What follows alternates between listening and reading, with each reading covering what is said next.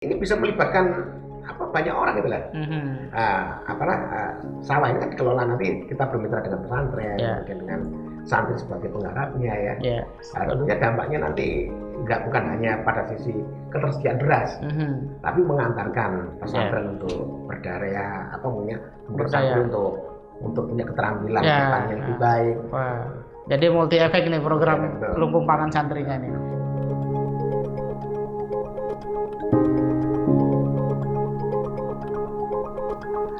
Assalamualaikum warahmatullahi wabarakatuh. Waalaikumsalam warahmatullahi wabarakatuh. Alhamdulillah pemirsa BMH TV, kembali kita bertemu dalam program Bincang Mulia, satu program yang merupakan bagian dari komitmen BMH TV untuk menjadikan channel ini sebagai channel yang cerdas menggerakkan. Alhamdulillah bersama kita sudah ada Mas Supendi. Beliau adalah Direktur Utama Baitul Mal Hidayatullah. Langsung saja kita sapa. Assalamualaikum Mas Supendi. Waalaikumsalam. Apa kabar hari ini? Alhamdulillah. Nampaknya survei ekonomi tidak mengganggu kepedulian masyarakat ini ya.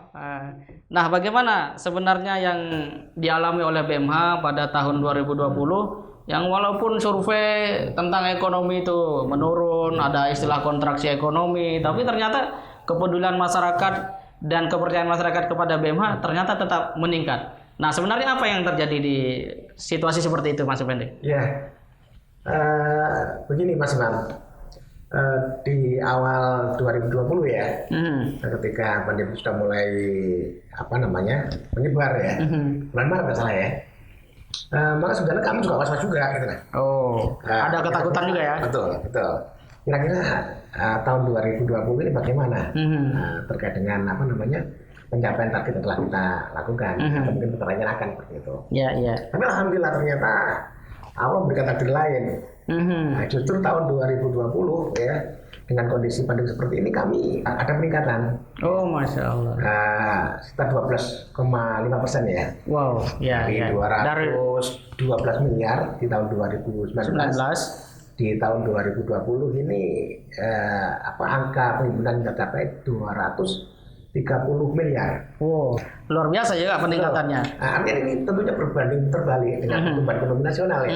Betul. Katanya minus 2% atau 3% ya. Iya. Tapi justru kita dengan kondisi seperti ini justru tumbuh ya. Nah, ini apa yang sebenarnya terjadi? Apakah kemudian kondisi ekonomi itu tidak berdampak secara luas, atau justru walaupun itu berdampak menimpa sebagian masyarakat, tapi karena Indonesia pernah jadi negara paling dermawan, sehingga itu tidak membuat masyarakat panik gitu. Seperti apa penilaian BMH? Pertama di internal BMH, ketika terjadi pandemi ini ya, tentunya dengan segala dampaknya ya, pembatasan ruang gerak masyarakat, ya, termasuk pembatasan waktu kerja dan lain sebagainya.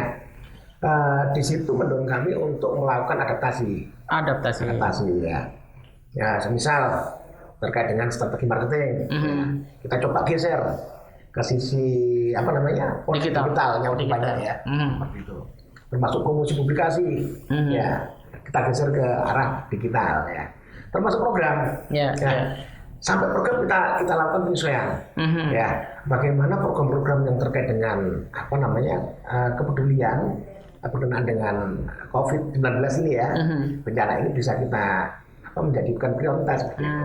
Sehingga kita coba geser ke sana ya, sehingga dengan seperti itu alhamdulillah ada sisi-sisi yang tentunya terkait dengan dampak negatif bisa kita kurangi. Ya, betul. Gitu. Jadi silaturahim masyarakat ataupun donatur ternyata berpindah juga ke digital. Betul. Luar biasa. Sebelumnya kita manual ya, prospek ya, usaha itu donatur lewat pertemuan langsung ya. Dengan perubahan seperti ini mau nggak mau kita harus beradaptasi, memanfaatkan media sosial, media digital untuk prospek alat prospek. Iya, istilahnya itu ada pucuk dicinta ulam pun tiba gitu ya. Masyarakat di tengah pandemi tetap ingin donasi, kemudian kemudahan itu dihadirkan oleh BMH. Wah, keren banget.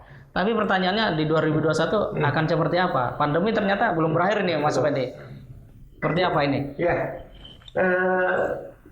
menurut para ahli memang demikian ya, karena diprediksi pandemi ini sampai tahun 2025 ya seperti itu ya. Oh, panjang ya. Kita harus mengatur nafas ya. Iya. Baik-baik ya seperti itu. Nah, tentunya yang kita lakukan ya capaian-capaian 2020 ya harus menjadi sesuatu yang kita kuatkan kembali. Akan tapi yang lainnya kita coba kembangkan terkait dengan kemudahan berkoordinasi pastinya ya. Nah, ini baik yang sifatnya offline maupun online ya. Kenapa offline kok menjadi sisi penguat ke sana? Nah, melengkapi dari online-nya. Karena tahun 2021 sudah mulai ada perenggangan ya. Iya, betul. Sehingga offline juga kita coba kuatkan kembali, online-nya juga pastinya akan kita kuatkan kembali ke sana. Ya, terkait dengan online memang seperti itu. Tahun ini akan kita launching ya, buatkan relaunching kembali terkait dengan crowdfunding internal kita, kebaikan ya. Berbagi kebaikan. Di situ para donatur Muzaki bisa setiap saat ya berdonasi ya untuk program-program yang telah diinisiasi BEMA seluruh Indonesia. Kemudian secara offline ya ini juga kita kuatkan. Nah, ternyata offline itu jadi penguat dari online ini kan betul. Karena secara offline kan ada interaksi secara emosional, interaksi secara direct langsung ya dengan donatur dan Muzaki. Kami siap untuk melakukan penjemputan zakat ketika para donatur Muzaki terbatasi ruang gerak ya. Nah, kemudian juga yang ingin datang ke kantor BEMA juga masih dipersilakan ya. Dipersilakan. Walaupun mungkin secara operasional kantor kita juga terbatas betul. Terkait dengan peraturan protokol kesehatan ya. Tapi kami memberikan jaminan kepada donatur ya bahwasanya amil-amil kita insya Allah ya telah terkondisikan ya dengan kita rapid test antigen ya setiap 2 bulan sekali, memberikan keyakinan pada donatur bahwasanya amil BEMA insya Allah aman, steril, luar biasa, steril ya, aman berinteraksi dengan amil BEMA. Ini kalau orang bertanya, berarti kan 2020 meningkat, terus 2021 BEMA juga udah siapkan platform digital, ada berbagi kebaikan, kemudian untuk offline juga masih dipelihara ya, dijaga karena memang Indonesia luas, tidak semua seperti Jakarta sinyal internetnya mantap gitu kan. Ada wilayah-wilayah yang kita harus ketemu baru mantap kan begitu. Karena jumlah dari BEMA itu 30 perwakilan. 30 perwakilan di seluruh Indonesia. Kita sesuaikan. Ya, sangat bervariasi ya situasinya. Ada yang seperti Papua ya. Mungkin secara teknologi ya belum merata seperti yang di Jakarta. Ya, betul. Dan juga wilayah-wilayah lainnya tentunya seperti itu. Nah, ini sangat menarik. Tapi pertanyaan yang menarik adalah dengan kesiapan BEMA dengan platform tadi, kemudian juga sisi offline-nya, apa yang mendasari BEMA memberikan atau memiliki satu keyakinan bahwa di 2021 kedermawanan masyarakat kita masih akan tumbuh, akan menggelora. Betul. Ini Mas Imam ya. Menurut survei kan memang penduduk Indonesia itu adalah orang paling dermawan, betul ya. Nah, ini saya kira sebuah potensi ya, yang tidak dimiliki oleh negara lain ya, betul. Kemudian yang kedua terkait dengan ceruk zakat ya. Artinya dengan potensi zakat yang sekian tahun lalu ya, hasil survei kan 211 triliun itu 10 tahun yang lalu mungkin ya. Nah, akan tetapi pada tahun 2020 dari data Basnas ya, zakat yang dihimpun oleh lembaga zakat ya se-Indonesia hanya sekitar 12,5 triliun. Ini luar biasa kan ini ceruk ini. Masih banyak luas. Masih luar biasa seperti itu. Nah, saya kira ke depan potensi itu masih ada, masih luar biasa ya. Artinya ini peluangnya masih terbuka lebar. Walaupun kondisi pandemi ini juga mendera kita. Tinggal bagaimana kita melakukan adaptasi dengan perubahan yang ada ya. Oke, jadi landasannya cukup kuat ternyata ya, bahwa masyarakat Indonesia ini memang masyarakat yang senang dermawan ya, senang berderma. Nah, itu satu landasan yang sangat kuat. Nah, pertanyaan berikutnya adalah dengan cara apa BEMA akan mencapai itu? Dengan program-program yang akan ditawarkan di 2021 itu apa saja kira-kira? Adakah terobosan baru dari BEMA di tahun 2021 ini? Terkait program ya? Program kan dan produk ya? Betul, produk. Betul. Tentunya saya yakin ya masyarakat sudah banyak tahu tentang program BEMA ya. Ada program yang dahulu juga menjadi penguat di tahun 2021 ya. Nah, tapi ada 2 program lagi ya yang coba kita tawarkan kepada masyarakat ya. Yang pertama terkait dengan program rumah Quran. Rumah Quran ya. Nah, yang menjadi apa namanya obsesi kami ya. Di tahun 2021 ini ya, kita menargetkan 1.000 rumah Quran bisa kita landingkan ya. Seluruh Indonesia ya. Betul, dan kalau kita di tahun 2025 ya, ada 10.000 rumah Quran. 10.000 rumah Quran tinggal sana. Mengapa itu penting ya? Kalau melihat dari data statistik ya, buta aksara Al-Quran. Aksara Al-Quran itu di Indonesia masih tinggi. Iya. 65% dari penduduk muslimnya ada ya. Ini luar biasa ini. Nah, ini bagaimana kemudian kita bisa mengantarkan mereka itu berislam dan baik. Nah, kalau kemudian baca Qurannya saja masih belum bisa. Iya. Padahal ini membaca ini pintu masuk ke sana ya. Iya, betul. Nah, kalau kemudian mereka ini beliau ini bisa membaca dengan baik Quran ya, kemudian bisa mentadaburi isinya ya, saya kira akan memberikan sisi dampak yang luar biasa ke depan. Wah, keren banget. Kemudian yang kedua terkait dengan lumbung pangan untuk santri. Lumbung pangan. Ya, ini programnya ini ada yang kita inisiasi saat ini adalah kita lagi membebaskan ya 250 hektar ya sawah di Sulawesi Selatan. Iya. Ini pilot projectnya ya. Betul, sebelumnya sudah ada ya. Sebelumnya di Bekasi. Tapi ini masih terbatas ya. Project pilot ya, percobaan ya. Nah, ini yang kedua ya tahun 2021 ini kita mencoba yang untuk skala besar. Gitu. Kenapa kok ini kita upayakan? Kita upayakan ya. Karena dalam kondisi pandemi seperti ini ya, pangan itu menjadi sebuah mendasar itulah. Apalagi kemudian kita bicara santri ya. Betul. Kita bicara santri seperti itu. Ya. Karena dengan lumbung pangan untuk santri ini memberikan sisi keamanan ya, bahwasanya para santri-santri ya yang menjadi binaan kita ya, BMH ini terjamin betul. Dengan kebutuhan pangannya gitu. Jadi masyarakat kalau donasi tidak lagi harus beras sudah ini ya. Bisa ke ranah yang lebih produktif gitu ya. Kalau beras mungkin barangkali kan sekali sekali diberikan ya, kemudian terpakai habis. Ya, betul. Tapi kalau kemudian dalam bentuk yang berbentuk aset ya, betul. Pembelian sawah ini betul. Terus menerus ya. Betul. Nah, dan ini bisa melibatkan banyak orang gitu lah. Sawah ini kan dikelola nanti kita bermitra dengan pesantren, kemudian dengan santri sebagai penggarapnya ya. Tentunya dampaknya nanti bukan hanya pada sisi ketersediaan beras, tapi mengantarkan pesantren untuk berdaya, santri untuk punya keterampilan yang lebih baik. Jadi multi efek nih program lumbung pangan santrinya nih.